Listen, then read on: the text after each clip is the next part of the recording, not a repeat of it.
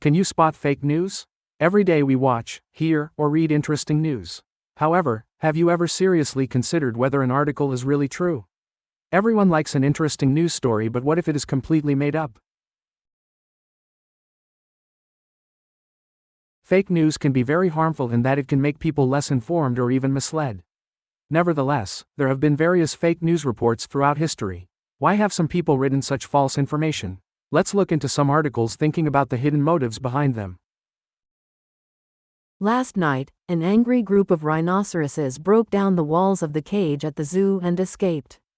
They also broke down the walls of the other wild animals' cages. These animals ran down the streets and injured hundreds of people. 12 of the animals are still on the loose. Citizens should stay indoors until further notice. Not a single act or incident described above has taken place. At that time, those who read the article carefully laughed out loud. Those who didn't read it to the end got really worried. Not knowing the news was false, many people panicked. Some tried to escape the city while others went into the parks with guns to hunt the animals. So why did the Herald make up such news? Later, they confessed that they made it up so that they could draw the reader's attention to the unsafe conditions at the zoo. Mek Swenikofu, a Slav worker at the Columbia coal mine, was shot and seriously wounded by John Pechitello near the mining camp Thursday evening. The two men had an argument during a meeting. The argument led to a fight, and Pechitello shot Swenikofu twice, in the chest and leg. He is now at the hospital in critical condition. Pechitello ran away after the shooting.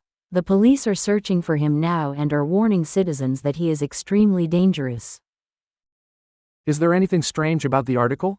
Read the Slav's name backwards. It spells "we fake news." Who wrote this and why? The Daily Telegram published this fake article so that they could prove if the Daily News, their competitor, was stealing their articles.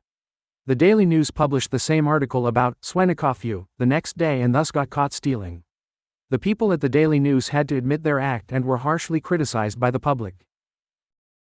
The two articles were special cases, but there are many fake news articles published every day. As readers, we need to read critically and judge whether the news is real or fake. How to spot fake news. Consider the source. Is it from a reliable source?